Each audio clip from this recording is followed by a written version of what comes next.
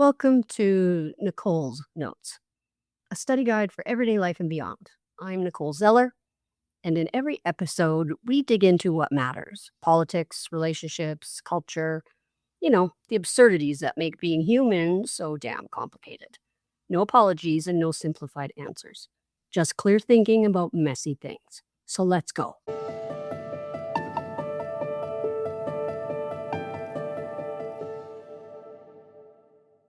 Episode 4, The Canadian Saviour.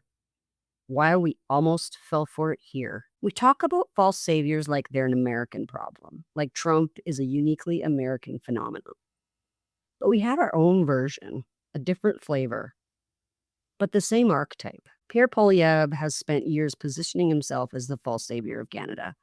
He understands the playbook, he executes it perfectly, and for a moment, he almost had us. Today, we're looking at how the false savior appeared in Canada, how close we came to electing an authoritarian, and why at the last moment we pulled back. This is our story, not America's. Ours.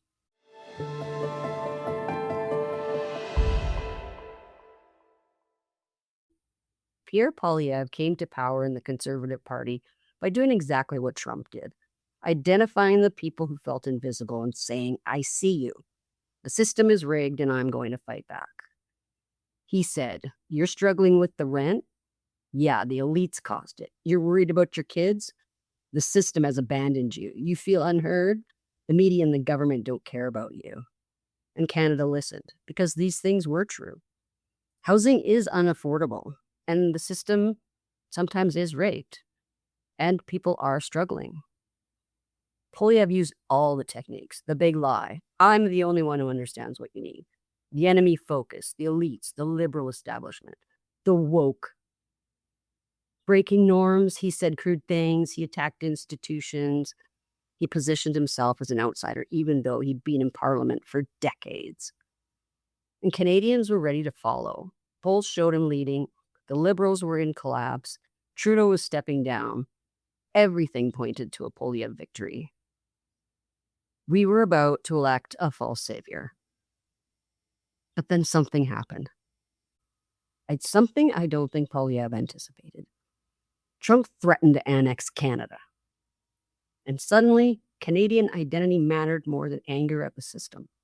Suddenly, we realized we needed to stand together, not splinter. Poilievre's whole playbook depended on continuing to emphasize what divided us. But the Trump threat unified us. We realized we need a leader who will defend Canada, not destroy it. We need someone who will stand with us, not stand above us. And that was Mark Carney. Carney was the opposite. Carney is the opposite of the false savior. He's pragmatic, not charismatic. He doesn't promise to crush enemies. He promises to defend what we have. He said, "I'm not here to save you. I'm here to help us defend ourselves." And in that moment, Canada chose something different. We chose not the false savior, but the pragmatist. Not the man who promised domination, but the man who offered solidarity.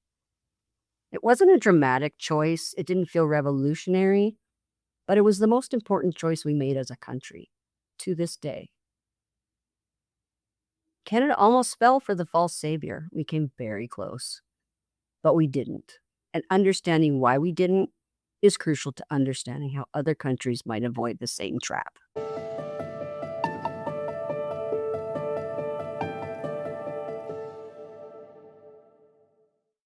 Next episode, Breaking the Spell: how people escape the false savior's grip and what actually rebuilds trust in institutions and each other. I'm your host, Nicole Zeller, and thank you for listening. And remember, stay fierce. The world will adjust.